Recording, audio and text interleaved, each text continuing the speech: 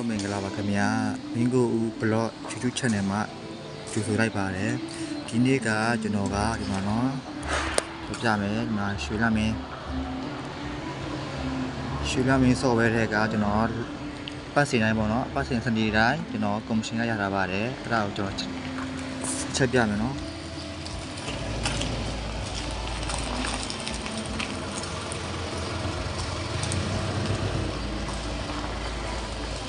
ဒီချက်ဝင်လိုက်မယ်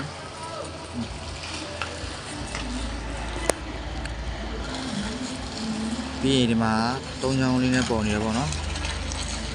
ကျွန်တော်ဒါဗီဒီယိုလက်ကော့ဖန်လာလို့ပေါ့နော်မှာပါအဲ့၃ချောင်းလေးချက်နေလိုက်မယ်ပြီးရင်ဒီမှာလက်ကျန်ငွေဆိုတဲ့နေရာချက်နေလိုက်မယ်မှာပေါ့နော်ဒါကတော့ကျွန်တော်ဒီနေ့ထုတ်လာပါပြီဒီမှာငွေထုတ်အချိန်တွေပေါ့နော်ဒီမှာကိုရရတဲ့မဘာတွေပေါ့နော်ဒါပေါ့နော်တော့ချက်ပြမယ်နော်မှာပေါ့နော်မတစ်ဖက်ကျွန်တော်ရရတဲ့ဟာတွေပေါ့နော်မှာတစ်ဖက်ကျွန်တော်ရရတဲ့ဟာတွေပေါ့နော်ရှိရနော်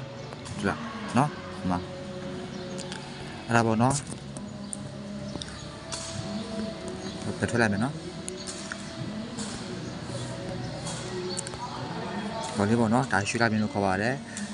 ဒီကောင်လေးကိုတော်တော်လဲဆော့တာများပါတယ်ခင်ဗျာကျွန်တော်ကိုယ်တိုင်လည်းလက်ရှိဆော့နေပါတယ်ကျွန်တော်ဒါလေးကိုလက်မြဝေးတာပါ